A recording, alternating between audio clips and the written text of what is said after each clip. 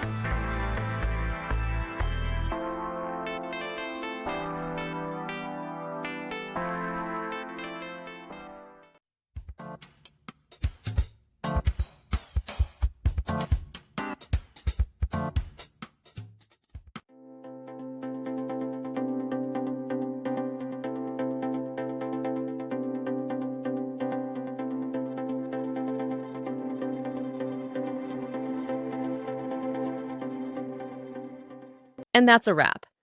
I hope you found the answer you were looking for. If you did, take a second to hit that subscribe button. It really helps out. And let me know in the comments which solution worked best for you. See you next time in the debug zone.